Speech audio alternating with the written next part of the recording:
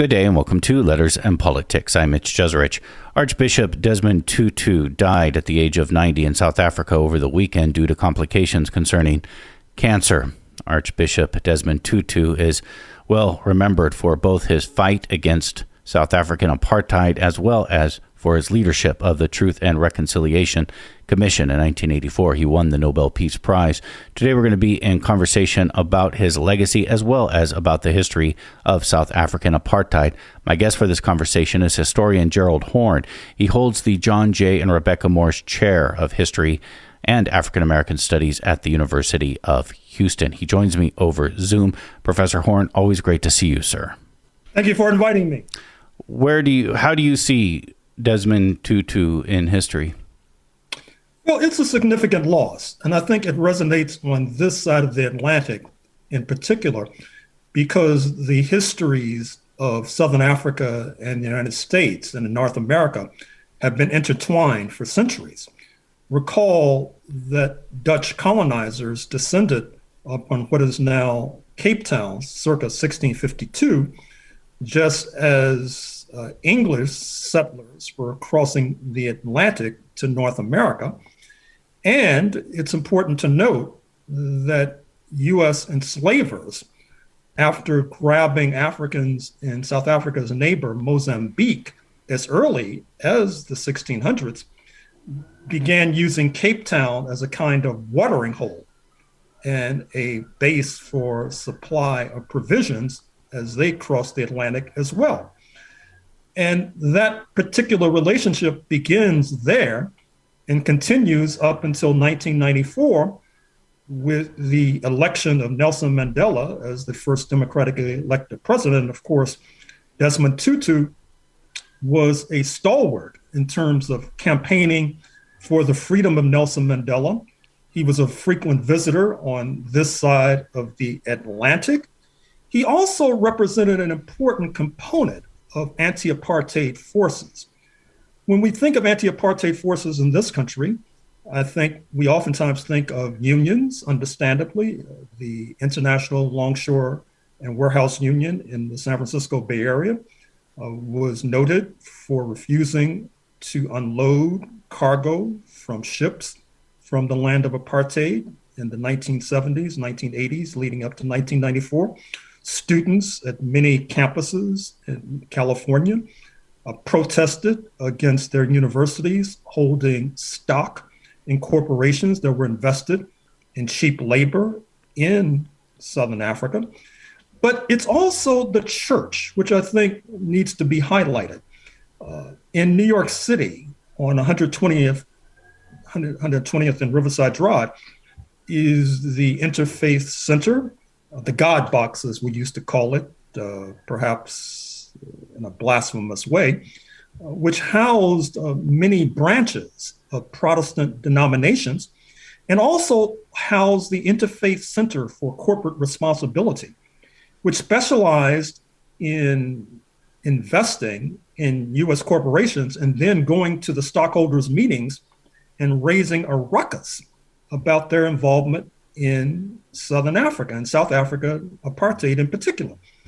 And so Desmond Tutu was very essential to this process, being an archbishop of the Anglican Church, and also given the fact that the Dutch Reformed Church, which disproportionately housed the so-called Afrikaner population, that is to say the descendants of the original Dutch colonizers in the 17th century, infused shortly thereafter with the influx of French Protestants fleeing Catholic persecution in France. And that church was a bulwark and a stalwart of apartheid, just as Desmond Tutu was a bulwark and a stalwart of anti-apartheid. That's interesting. I was going to ask you about the significance of the Anglican Church. I mean, he also had his own struggles within the church as well. Well, sure. I mean, it's just like the church in the United States. I'm reviewing a book now, just published by Oxford University Press, upon the struggles of Protestant denominations during the era of Jim Crow. And what comes across quite readily and easily in this book is that even though there might have been certain pastors who were against Jim Crow, you have to look at the people in the pews and not just the pastor in the pulpit if you want to understand Protestant denominations and their relationship to oppression. And the same thing holds true for the Anglican Church. I mean, it's not enough to just look at the shining example of the pastor in the pulpit, speaking of Desmond Tutu. You have to look at the people in the pews. And actually, in my estimation, that's a kind of metaphor for the United States, because I think if you're trying to understand a Trump or even a Joe Manchin, we can lance and dissect their frailties and disabilities to the cows come home. But you also have to look at their mass base, obviously, in order to understand the ideas that they're espousing. And the same holds true for Desmond Tutu. I mean, the difference in South Africa is well known, being that he had more to work with, in the sense that South Africa is about 3/4 to 80% African. There is a large South Asian population alongst the Indian Ocean coast, headquartered in Durban. There is a so-called colored population, that is to say, the mixture not only of Africans and Europeans, but also the mixture of the enslaved who were dragged by the Dutch from the Malay Peninsula as early as the 17th century to Southern Africa, where they mixed with the African population. And so many of these foregoing populations were predisposed to oppose apartheid. So this gives Desmond Tutu quite a bit to work with, irrespective of what those in the European minority were espousing.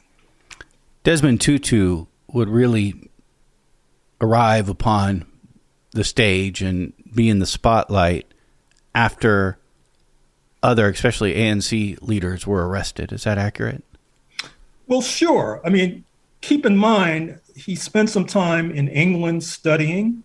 He returns to his homeland in the early 1970s, which is a dark time in South Africa. Nelson Mandela had been jailed a few years earlier after a stormy and lengthy trial. Not only Nelson Mandela, but the entire leadership of the African National Congress and their allies in the South African Communist Party. Others were driven into exile in the region, in Africa, and in fact, in North America and in Europe and Australia as well. And so for the longest, Desmond Tutu's voice was a lonely voice. But eventually, we had a breakthrough.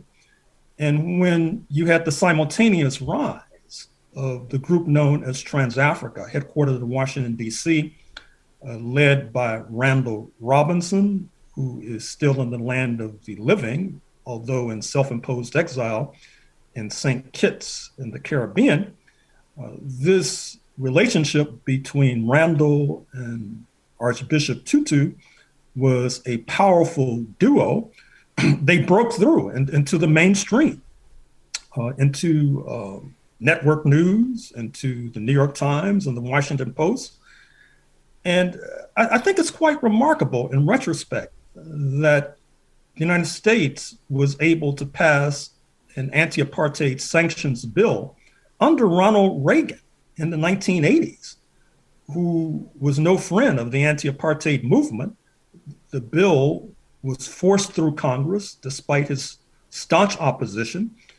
These sanctions that were imposed upon South Africa were a gigantic step towards that polecat regime being ousted from power by 1994.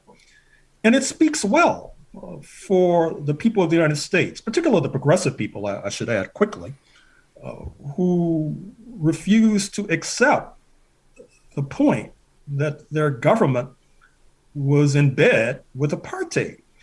And the fact that the United States imposed sanctions on apartheid South Africa well before some of its European allies is quite remarkable, given that we all know that the European allies oftentimes tend to be to the left of the United States on many pressing questions. And I think that this is due to a number of signal factors. One, this pre-existing relationship that I articulated a few moments ago, which leads to two, the fact that apartheid and Jim Crow in the United States seem to be close relatives, kissing cousins, if you like.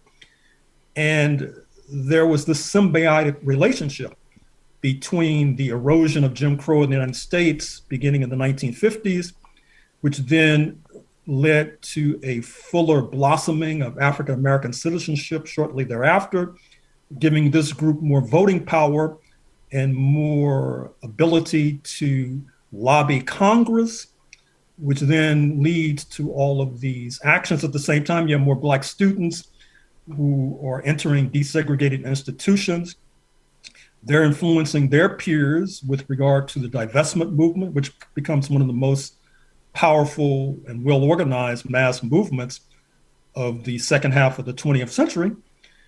And this creates a cyclonic progressive impact that ultimately thrusts Desmond Tutu into the limelight, into the spotlight, and also helps to erode apartheid in South Africa. I do want to underline something you just said. I was thinking in preparing for our conversation that the divestment and boycott campaign against South African apartheid may be one of the most successful global social movements in history. Well, clearly. I mean, many of us had thought we were about to have a replay in 2020 in the aftermath of the killing of George Floyd and the demonstrations that erupted globally, not only in the United States, but in Australia and Western Europe and elsewhere. But as we speak, that does not appear to be taking place, although time will tell, as the saying goes.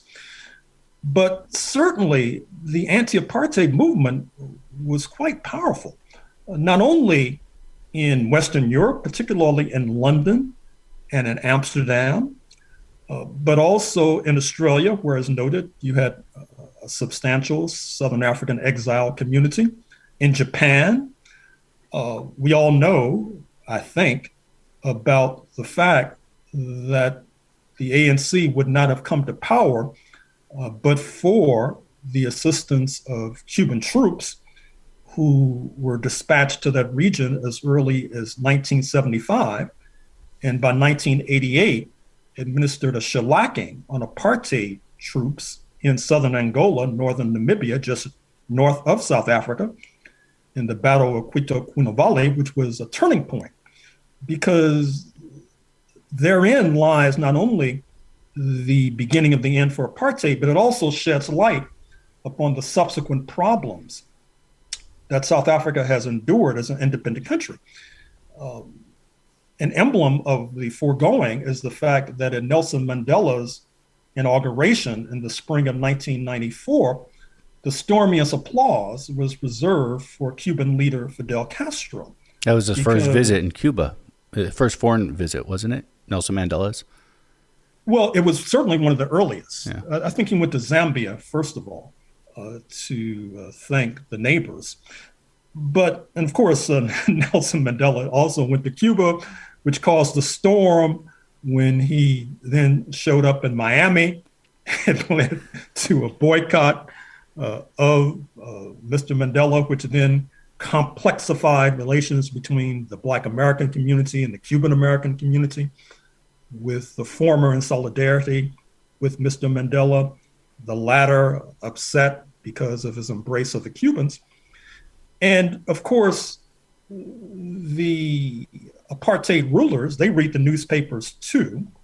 And so they also knew that Cuba, to a certain extent, was being bolstered by the then Soviet Union and countries in Eastern Europe. And F.W. de Klerk, who interestingly enough passed away in 2021 as well, the last apartheid ruler in South Africa, and the man who negotiated across the table from Nelson Mandela and his comrades, he said explicitly that the reason that Nelson Mandela was freed as early as February 1990, after decades in prison, along with many of his comrades, was precisely because he was able to foresee the impact of the crumbling of the Berlin Wall in November 1989, and sensed that this would mean a retreat of the then socialist camp, which mean the ANC would go into the negotiations handicapped, which happened to be the case, because the ANC did not necessarily defeat the apartheid army on the battlefield and make them cry uncle. If anything, if any body can claim that particular descriptor, with Cuban troops, but then the Cuban troops did their handiwork and went home, and the ANC was not in an advantageous position to force through significant reforms that were so desperately needed and still are so desperately needed, making South Africa today one of the more unequal societies on planet Earth. And I must say, causing a bit of consternation amongst many of their erstwhile friends here in North America, who have been bitterly disappointed by the turn of events there. But as I've tried to sketch in the past few seconds, this had a certain inevitability to it, given how events transpired post-1989. I'm going to get more into the current day politics of South Africa, but I did want to follow up about de Klerk. How do you see de Klerk's legacy? Well, President Cyril Ramaphosa, there's this tradition in the United States, and I assume it's the case in South Africa as well. When someone dies, you try to be diplomatic, tactful, etc. And President Ramaphosa, in his eulogy at the funeral to F.W. de Klerk, echoed that tradition when he tried to draw parallels between the life of de Klerk, who grew up in an apartheid family, staunch supporters of that peculiar institution. But what President Ramaphosa did not say was that he decided to bend to reality. He decided to bend to the worldwide campaign against apartheid, and then tried to negotiate a bountiful settlement for his Afrikaner peers and colleagues, preserving their domination of the commanding heights of the economy, saving most of them from war crimes trials, which they so richly deserved.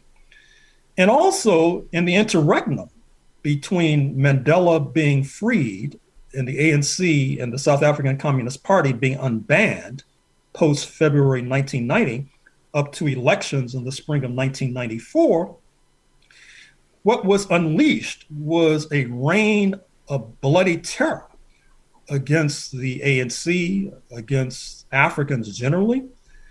De Klerk disclaimed knowledge or responsibility, but it's clear that blood was on his hands.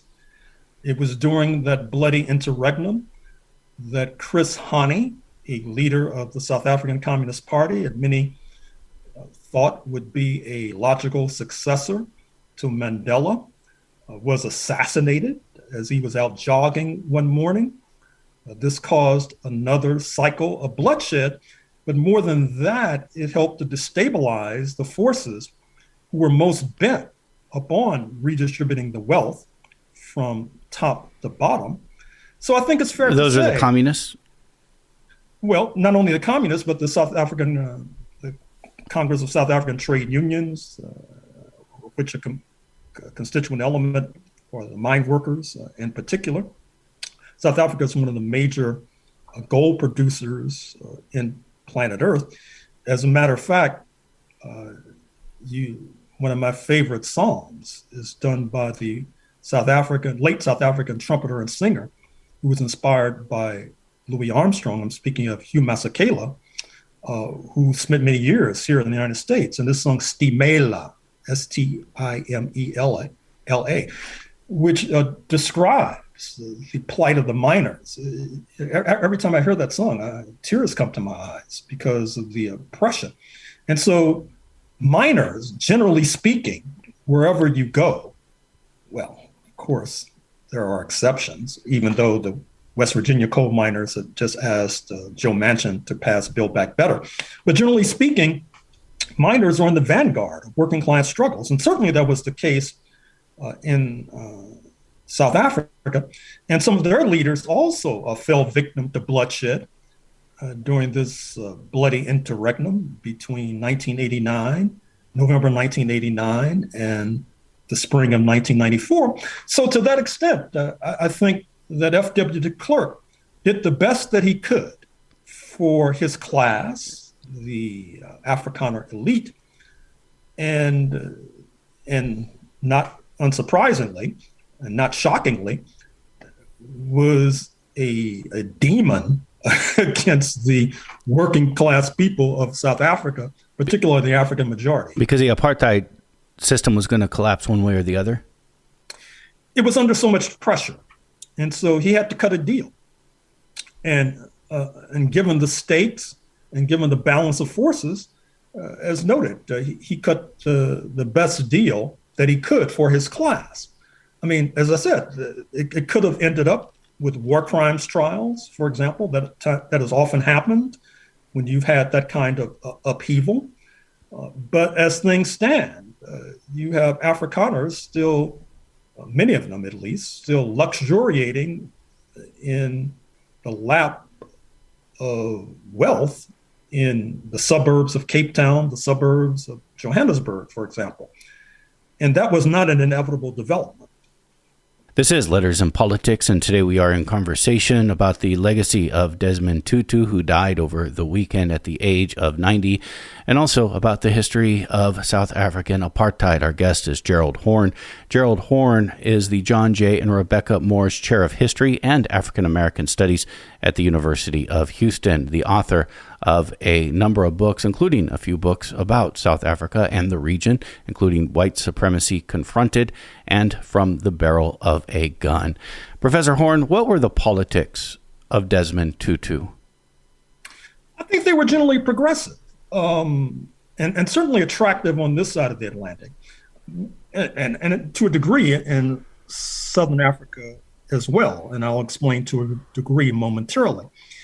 That is to say that, needless to say, fervently and passionately anti-racist, also a leading campaigner against homophobia. South Africa has one of the most advanced constitutions worldwide with regard to LGBTQIA plus rights. He presided over his daughter's wedding, I believe, to another woman.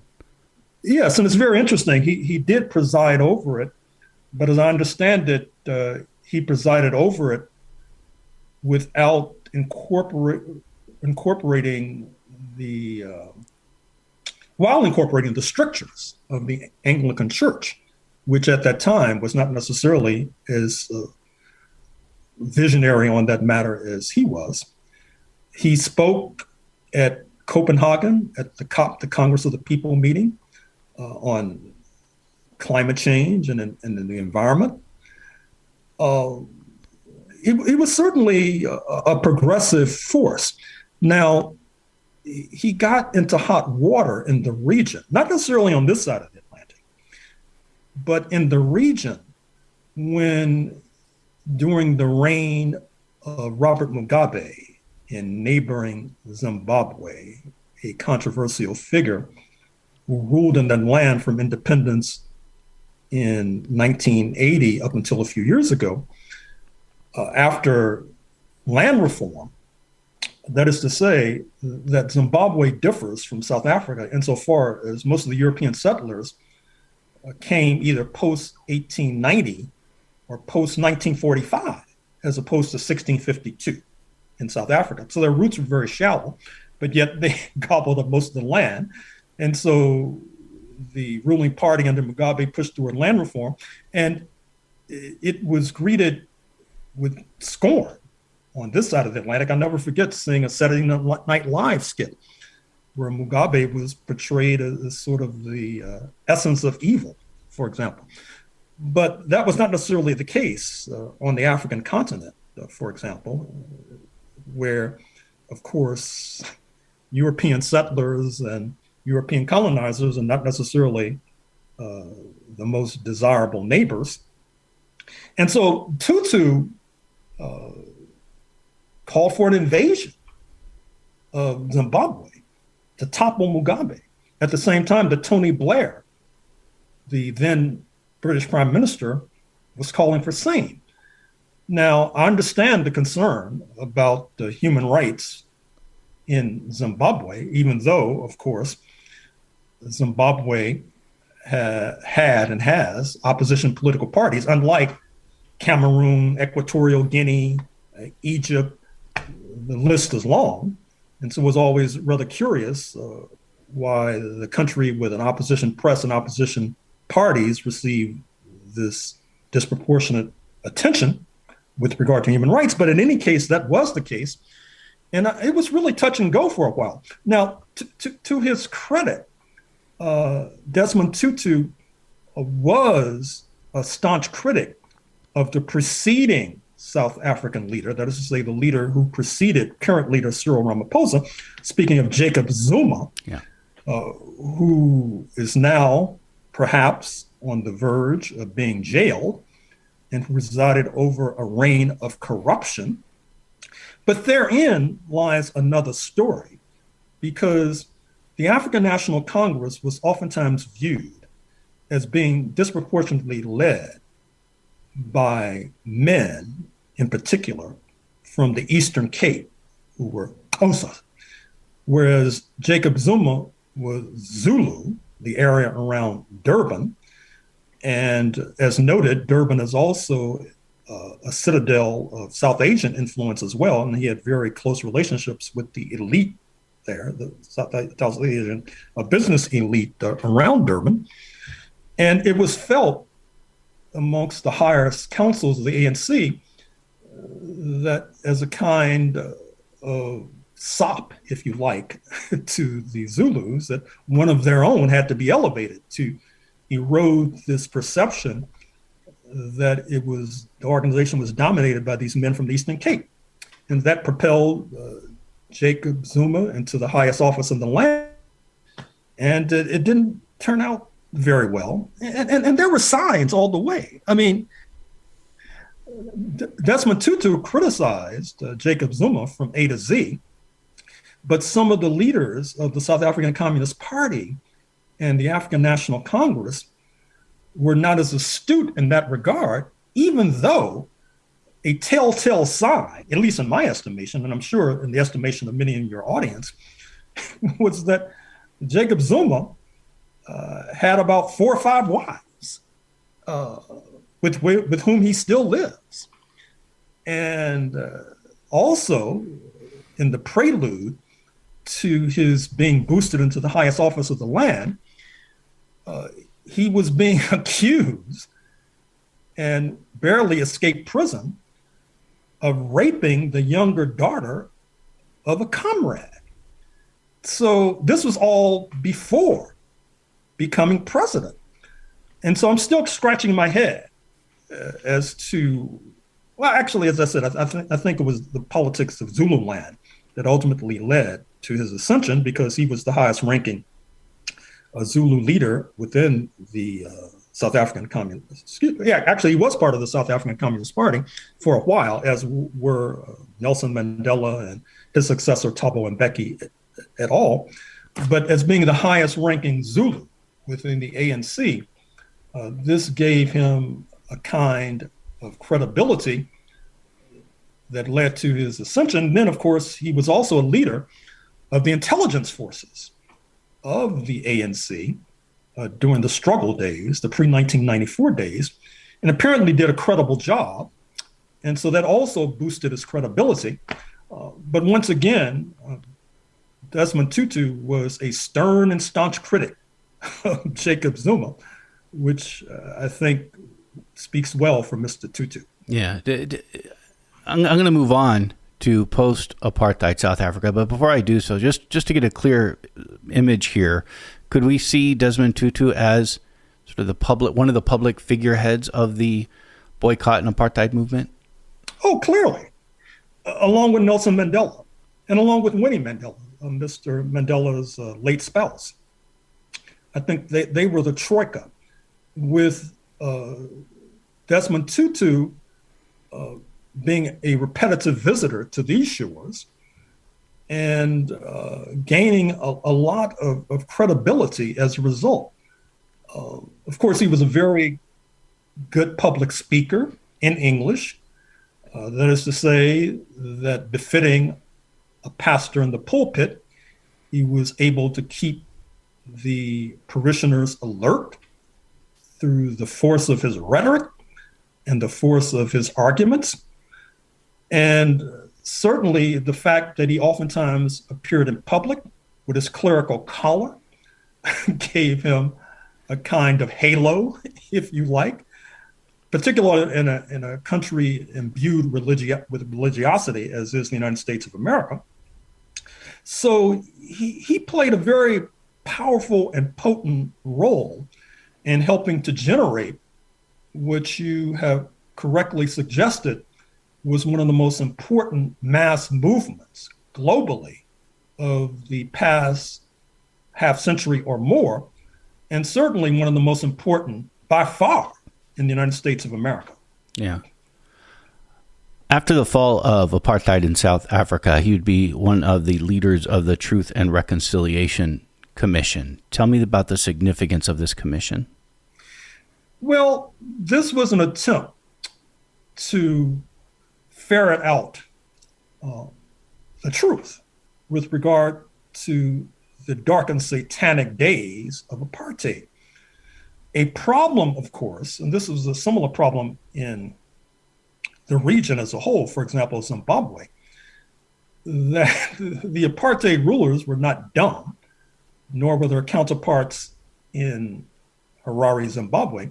So there was a great bonfire of documents in the prelude to turning over power, which obviously hampered prosecutions, assuming that they were in the works.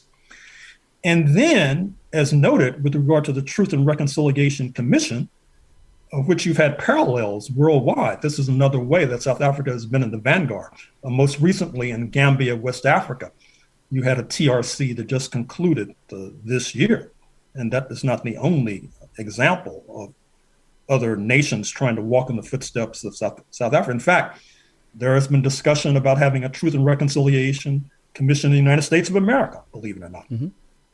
And so he presided over testimony, which is now easily accessible and provides a bounty not only for scholars, but also for family members who are seeking what befell their relatives. His role has been criticized there because it was felt that the TRC was not sufficiently in punishment mode with regard to the victimizers of apartheid. But once again, I have to return to the foregoing point, which is that the 1989 to 1994 process, the progressive forces were handicapped, they were handcuffed.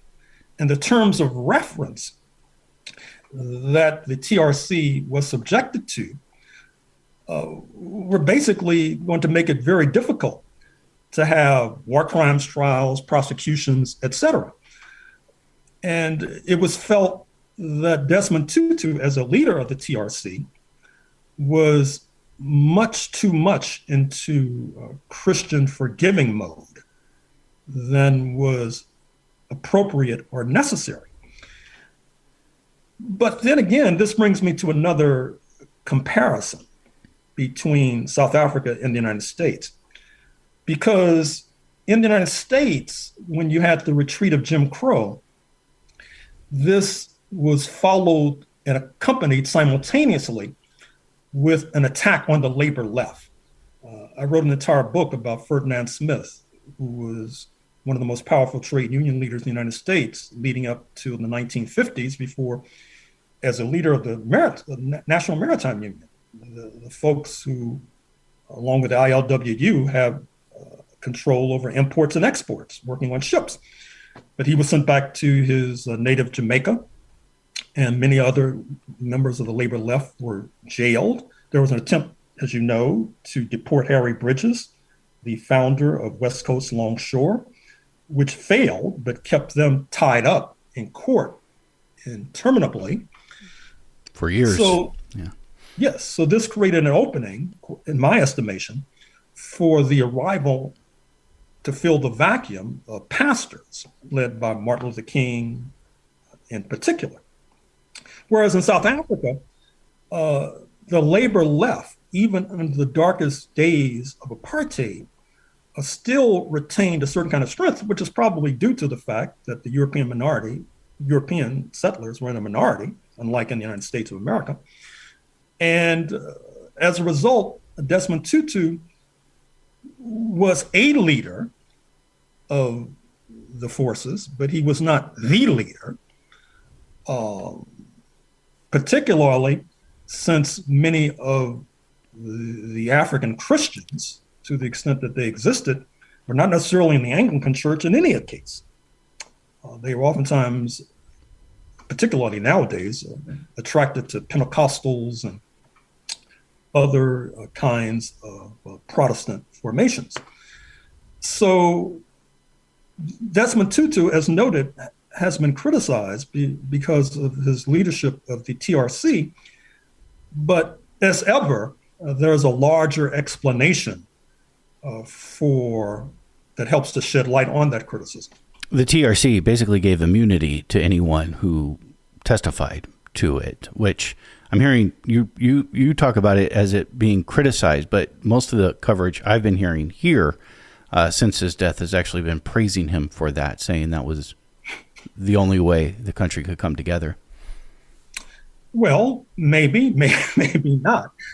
But as reflected in the rather caustic reaction in the African community to the death of final apartheid leader F.W. de Klerk, there are many, and not only in the African community, but obviously the progressive community generally in South Africa, who feel that the leaders of apartheid got off too easily, and that only put wind in their sails for the post-apartheid dispensation, continuing to block redistributive measures, because they're organized in a number of political parties, the most, quote, moderate, unquote, being the so-called Democratic Alliance, although there are more extremist forces as well.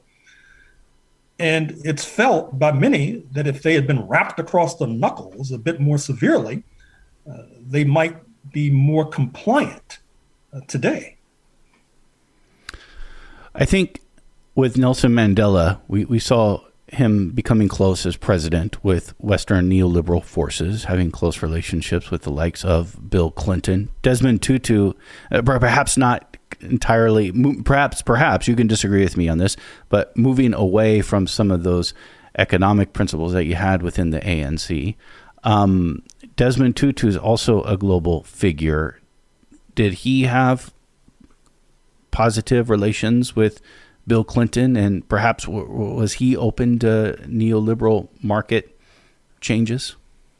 Oh, sure. And Bill Clinton, in fact, issued a very affecting statement following the death of Desmond Tutu. I think that it is correct to say that if you look at the Freedom Charter of the African National Congress of the mid-1950s, during the height of the trials and during the darkest days of apartheid, you'll see a much more left-leaning agenda laid out for post-apartheid South Africa than what we've witnessed today. Now, many of our friends here in the United States, they say that the ANC sold out. I think it's a bit more complicated than that. I have to return once again to the events between 1989 and 1994, the fact that it's no accident that neoliberalism and the reign of market forces, so-called, is turbocharged during that same period. It's no accident that countries that have tried to buck the tide, including Cuba, have suffered tremendously as a result, have been punished and pulverized as a result. And so here you have South Africa, which may be the second largest economy on the African continent behind Nigeria. But in terms of its gross domestic product, it's probably in the range of a middle-ranking European power, such as the Netherlands, for example, its erstwhile colonial master. And it's not easy for such a relatively small economy in a country with a population of about 60 million, with millions of Europeans, including, since these people in the United States are so keen on seeing a crackdown on the European settler population, they might want to start with Elon Musk of the United States of America, although born and raised in apartheid South Africa. And perhaps if they can gain a movement or generate a movement to reclaim more of his wealth, perhaps that will allow for a companion movement to arise in South Africa with a similar aim. But in any case, I think that Desmond Tutu, he was not a grand economic thinker. And so it should not be shocking or surprising that he tended to go along with this tide that was emerging, that was encapsulated by the late British Prime Minister Margaret Thatcher and her pithy phrase, "There is no alternative." Tina, there is no alternative to neoliberalism. There is no alternative to the reign of the market. And of course, they had the guns to back up that particular pronouncement. Yeah. Yeah. I think that was the feeling for a good 20 years, 1910 or 1990, perhaps all the way up to the crash of 2008. And not that it's entirely gone away, but it's certainly, it's been in question in the last decade. How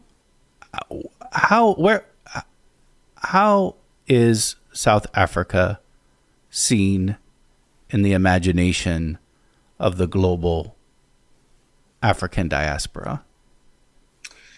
Well, I think it's mixed. It's interesting that right now, as we speak, there's a group in the United States called Spirit of Mandela, which is a left-leaning group trying to move in a progressive direction, trying to bring the United States before the Human Rights Council of the United Nations, for example.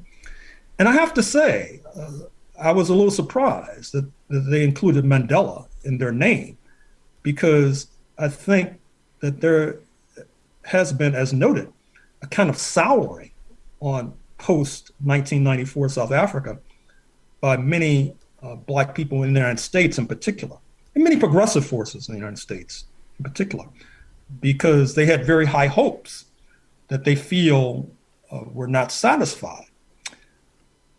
But this Spirit of Mandela group, I think, is causing me to rethink my original estimate. You may be familiar with Julius Malema and the economic freedom fighters, who were represented in the South African parliament, by the way, and are to the left of the ANC, at least rhetorically, with regard to redistribution of the wealth and the land. And of course, they were more praiseworthy of events in neighboring Zimbabwe than many folks on this side of the Atlantic, for example.